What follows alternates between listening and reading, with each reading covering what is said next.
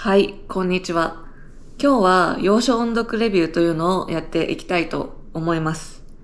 で、読んだのはマーク・トウェインの The Adventures of Huckleberry っていうものですね。ハックルベリー・フィン。間違えた。放題はハックルベリー・フィンの冒険っていう名前で出されてます。で、これアメリカ文学の傑作と言われている名作になります。で、これは、Amazon Classics Edition っていうのの Kindle 版で、0円で、読むことができます。てか Amazon Classics Edition っていうのは全部無料なんですね。多分これは日本版でも無料だし、私カナダのあっちのアカウントで取ったんですけど、0円だったので、多分どこの国でも0円だと思います。で、ページ数はですね、136ページ。これは夫のクリストファーにおすすめされて読んだんですけど、正直に言うと、めちゃくちゃ難しかったです。あれが、最後まで一応音読はやりきったんですけど、もうストーリーがほとんど理解できなかったです。私の英語レベルでは。私、そんなに英語まだ全然うまくないし、スピーキングも下手くさいし、リスニングもできないし、読解力ないので難しかった。で、今日はね、この本の音読の体験談を、シェアしていきたいと思います。で、まず、この本がどんな話かっていうと、実は音読している最中は、よく分かってなかったです。さっきも言いましたけど、理解してなかったです。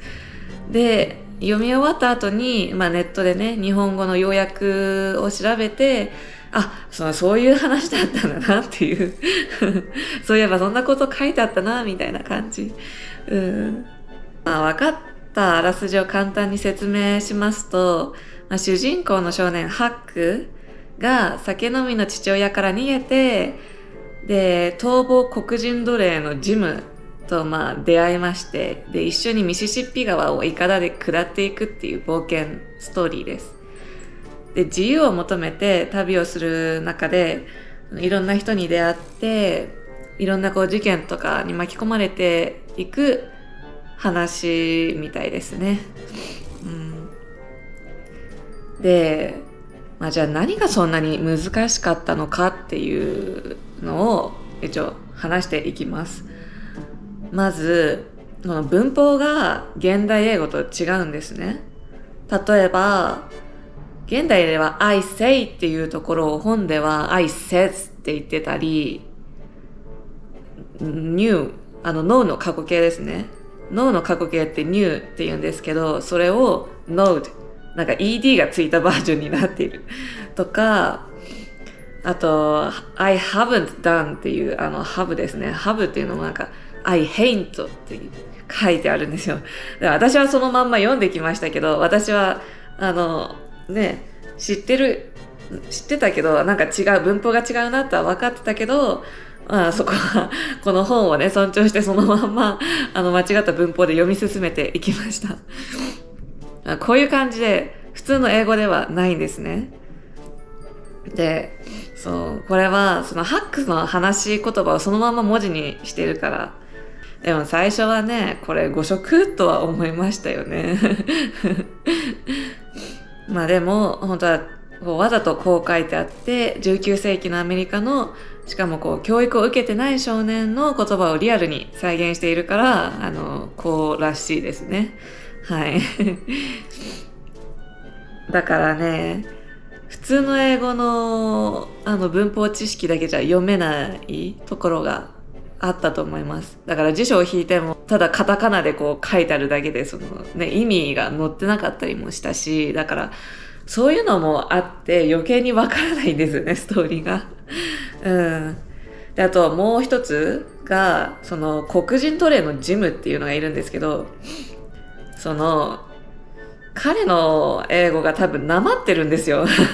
すごい激しいなまり英語で書かれてるんで、それも彼の言葉をそのまま本に書いてあるんで、もうなんかもう呪文みたいな本当にこれ英語ですかっていうぐらいのあれで書いてあって、わかんない、発音の仕方もわかんないし、なんて書いてあるのかもわからないというだからね、詰まりましたね。そこ難しかった。多分これ私ね、読み始めたのが多分ね、夏なんですよ。夏ぐらいから読み始めて、ちょっとずつ読んでたけど、やっぱ難しいし、ストーリー理解ができないせいで、半年ぐらいかかりましたね。読み終わるまでね。結構飽きるよね。理解ができないとね。まあでも、全部無駄だったかっていうと、そうでもなくて、まあもちろん音読の練習、口を動かす練習にはなったし、その19世紀アメリカのその雰囲気、まだね、その治安もそんな良くない、なんかこう事件がこうあって、そういう時代だったんだなっていうのが伝わってきましたかね。まあでも私の場合はあれかな、一回読んだけど一回また日本語でちょっとね、ストーリーを追ってなんかちゃんと読んで、でまたまあもう読みたくないけど、一回日本語でね、内容は知りたいなって思いましたね。はい。で、最後にですね、この本を星3つでランク付けしようかと思います。まず難易度ですね。難易度。星3つです。あれは文句なしで星3つです。激ムズです。理由はまあ3つありまして、さっき言った通り独特の文法と綴りですね。わかんないです。で、あとその鉛ジムの鉛英語全くわかりません。で、あとストーリー理解に苦しむ。これはちょっと初心者向けではないです。はい。で、あともう一個ですね。お役立ち度。こちらも、星2つです。これは、理由はですね、まあこれもさっきからずっと言ってるんですけど、やっぱり文法が違うので、こう実用的なね、英語学習には向いてないかなと思います。ただ、その昔のね、言葉をちょっと学んでみたいとか、こうアメリカの文学に興味がある人とかはいいかもしれないけど、こう現代の日常会話とかそういうのにはあんまり応用が効かないかなっていうふうには思いました。はい。はい。っていう感じですね。っていうので、The Adventures of Huckleberry Finn。ちなみにこれトム・ソイヤーの物語の一つ続編ですね。だからトムも出てきます。トム・ソイヤー。出てきました。まあ、名作ですしね、無料なのでチャレンジする価値はあるかと思います。でもかなり難しいので諦めないで覚悟を持ってやってみてもいいと思います。でも私みたいにね、ストーリー理解ができなかったってなっても、多分それは英語力のせいではなくて、ちょっとこの本がね、少し特殊なだけだと思います。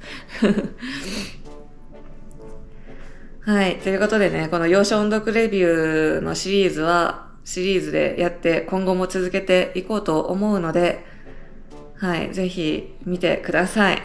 見逃さないでください。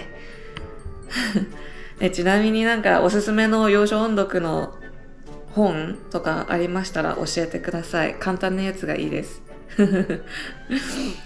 はい。では、最後までご視聴いただきありがとうございました。